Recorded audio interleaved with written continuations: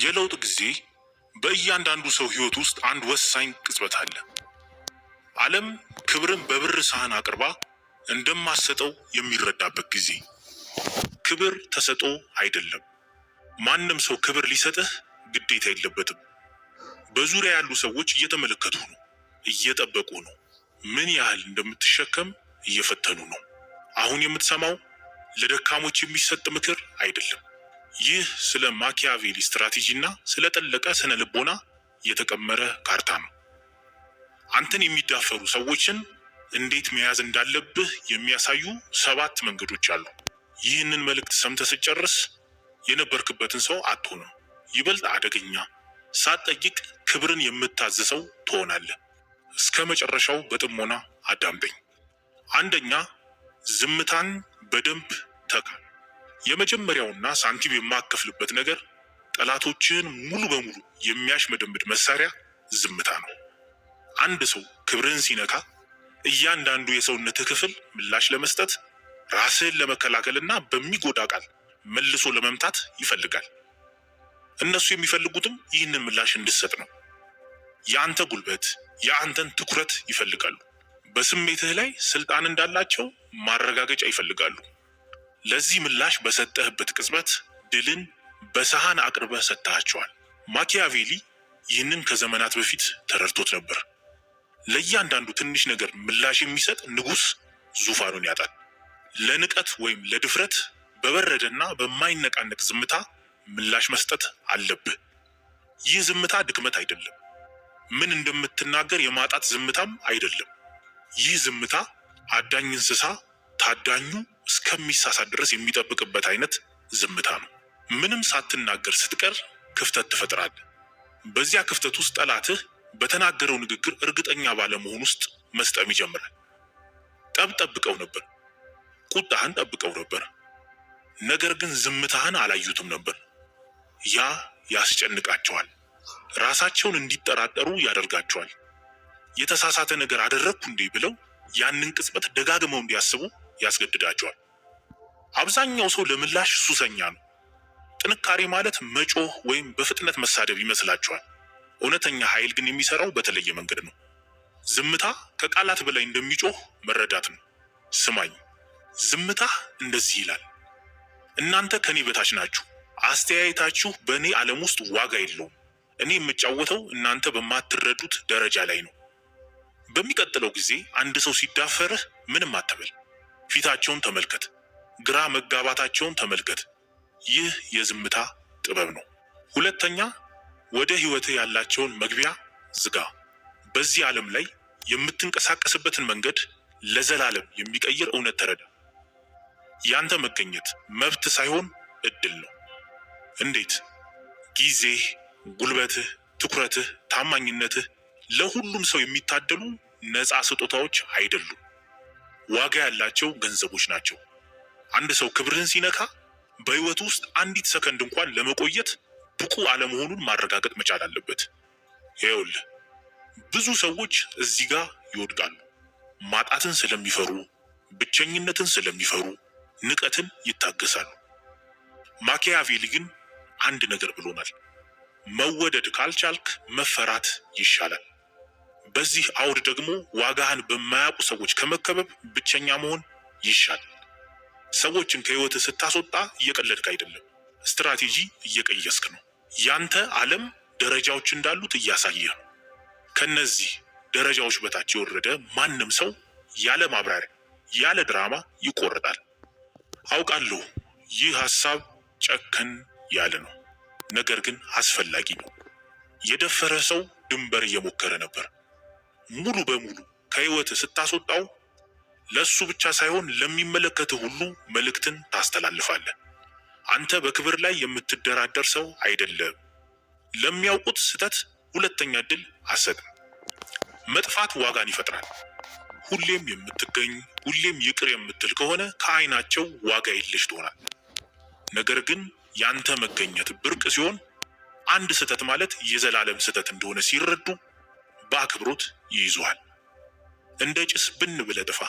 ምን ማድረግ እንደነበረባቸው እያሰቡ ይጸጸቱ። አለመኖርህ ቃላት ሊያስተምሯቸው ከሚችሉት በላይ ያስተምራቸዋል። ሶስተኛ፣ እነሱ ከሚደርሱበት በላይ ከፍ ብለህ ተገኝ። የበቀል ምርጡ ምግብ ቀዝቅዞ የሚበላ ነው ይባላል። ነገር ግን ከሁሉ የሚቀዘቅዘው በቀል ጠላቶችህ ማብራሪያ እስከሚያጡ ድረስ ትልቅ ስኬት ማምጣት ነው። ለንቀት ትልቁ ምላሽ ግጭት አይደለም፣ ከፍታ ነው። አንተን የናቁ ሰዎች ወደ ላይ ቀና ብለው ለማየት እስከሚገደዱ ድረስ ከፍ ማለት። ስለ እነሱ የምታስብበት እያንዳንዱ ደቂቃ ከራስህ ታላቅነት የተሰረቀች ጊዜ ናት። ማኪያቬሊ እንዳለው ብልህ መሪ ለመንግስቱ የማይጠቅሙ ጦርነቶች ላይ ሀብቱን አያባክንም፣ በምትኩ ይገነባል፣ ይሰፋል። ስሙ ሲጠራ ጠላቶቹ እስኪንቀጠቀጡ ድረስ ኃያል ይሆናል። የራስህ እድገት ላይ አተኩር። ንቀታቸውን እንደ ነዳጅ ተጠቀምበት። እነሱ ስላንተ ሲያወሩ አንተ የማይነኩት ሰው ሁን። ከፍ ስትል ንቀታቸው ልክ እንደማይሰማ ጫጫታ ይሆናል። በረሮ በግዙፍ ሰው ላይ እንደሚጮህ አስበው። ይህ እነሱን ስህተት መሆናቸውን ለማረጋገጥ ሳይሆን አንተ ትክክለኛ ሰው መሆንህን ለራስህ ለማረጋገጥ ነው። ከፍታ ላይ ስትደርስ አንድም ቃል መናገር አያስፈልግህም። ስኬትህ ከነጎድጓድ በላይ ይጮሃል። የተሳሳተውን ሰው እንደተዳፈሩ ይገባቸዋል። አራተኛው፣ በገዛ ተግባራቸው አጋልጣቸው። ልብ በል፣ አንድ ሰው ሲዳፈርህ ወዲያውኑ መልሶ የማጥቃት ሚስጥራቸውን የማውጣት ፈተና አለ። ይህንን ተቆጠብ። ምርጥ ስትራቴጂስት በቀጥታ አያጠቃም። ይጠብቃል፣ ይመለከታል፣ ለጠላቱ ራሱን የሚሰቅልበት ገመድ ይሰጠዋል። ሰዎችን የሚዳፈሩ ሰዎች ብዙ ጊዜ ስነ ስርዓት የላቸውም። በኢጎ ወይም በእብሪት እና በራስ መተማመን ማጣት የሚነዱ ናቸው። ዝም ብለህ ከተመለከትካቸው በጊዜ ሂደት ባህሪያቸው ለሁሉም ይገለጣል። ያንተ ስራ ፈራጅ መሆን አይደለም፣ ዝም ብሎ ተመልካች መሆን ነው። ጊዜ ስጣቸው። ሌሎች ሰዎችንም ይዳፈራሉ፣ ጠላት ያፈራሉ፣ ድልድይ ያፈርሳሉ። ዓለም ማንነታቸውን ያያል። አንዳንዴ ተፈጥሮ ስራዋን እንድትሰራ መተው ብቻ ሳይሆን ማንነታቸውን የሚያሳዩበት ሁኔታዎችን ማመቻቸት ትችላለህ። አንተ የተረጋጋህና ምክንያታዊ ሁን። እነሱ በራሳቸው ቁጣና ትዕቢት ሲፍረከረኩ ይታያሉ። ሰዎች ደግሞ ይመለከታሉ። አንተ ክብርህን ጠብቀህ እነሱ ሲዋረዱ ሲያዩ ፍርዱ ያላንተ ቃል ይሰጣል። ታገስ። ትዕግስት ድክመት አይደለም፣ ከሁሉ የበለጠ ገዳይ መሳሪያ ነው። አምስተኛ፣ ትርክቱን ተቆጣጠር። እውነታ ማለት የሆነው ነገር ሳይሆን ሰዎች የሆነው ነገር ነው ብለው የሚያምኑት ነው። ማኪያቬሊ ይህንን ጠንቅቆ ያውቃል። ታሪኩን የተቆጣጠረ ሰው ውጤቱን ይቆጣጠራል። አንድ ሰው ሲዳፈርህ በአንተ ላይ ትርክት እየፈጠረ ነው። አንተን እንደ ደካማ እየሳለ ነው። ግን እዚህ ጋር አንድ የዳርክ ሳይኮሎጂ ብልሃት ያስፈልጋል። መከራከር አያስፈልግህም። ራስን መከላከል አያስፈልግህም። ሰዎች ሁኔታውን እንዴት እንደሚረዱት በስትራቴጂ መቅረጽ አለብን። ይህ መዋሸት ሳይሆን ትኩረትን ወደሚጠቅመው እውነት ማምጣት ነው። እንዴት ብለህ ጠይቅ። ተረጋጋ። ስሜታዊ ስትሆን ለጠላትህ አንተን እንደ ጠበኛ ወይም ያልተረጋጋ አድርጎ እንዲስልህ ብሩሽ ትሰጠዋል። መረጋጋት ንጽህናንና ጥንካሬን ያሳያል። ተግባርህ ታሪክህን ይንገረው። እነሱ ሲያወሩ አንተ በተግባር ጥሩነትህን አሳይ። ሰዎች ከሚሰሙት ይልቅ የሚያዩትን ያምናሉ።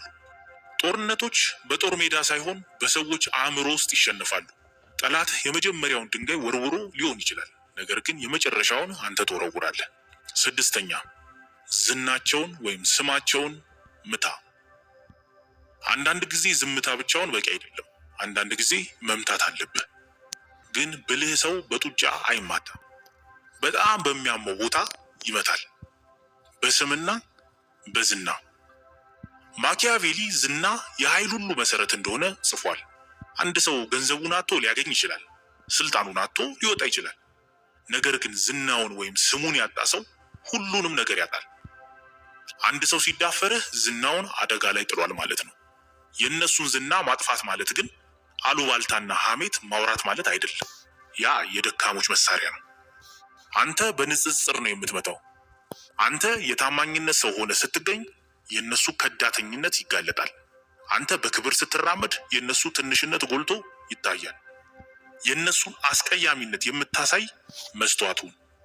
ይኸውልህ፣ ጠላትህ ብቻውን አይደለም፣ ጓደኞችና አጋሮች አሉት። አንተ ከነዚህ ሰዎች ጋር ግንኙነት መስርት። ጠላቶችህ ለሚመኩባቸው ሰዎች ጠቃሚ ሰው ሁን። ቀስ በቀስ የጠላትህ አጋሮች ጠላትህን ጥያቄ ምልክት ውስጥ ይከቱታል። ያለ ቃላት በተግባርህ ብቻ የጠላትህን ዓለም አጥብበው። ሲወድቁ አንተን ተጠያቂ ማድረግ አይችሉም፣ ግን ውስጣቸው ያውቀዋል። 7ኛ ግድ የለሽ ሁን። ይህ የመጨረሻውና የኃይል ሁሉ ጣራ ነው። እውነተኛ ኃይል የሚገኝበት ቦታ፣ የማይነካ የማይደረስ ግድ የለሽነት። ከማንም ምንም እንደማትፈልግ በወሰንክበት ቅጽበት በአካባቢው ካሉ ሰዎች ሁሉ የበለጠ አደገኛ ሰው ትሆናል። ንቀት የሚጎዳህ ስለ ግለሰቡ አስተያየት ስለምትጨነቅ ነው። ማንነትህ በሌሎች ሰዎች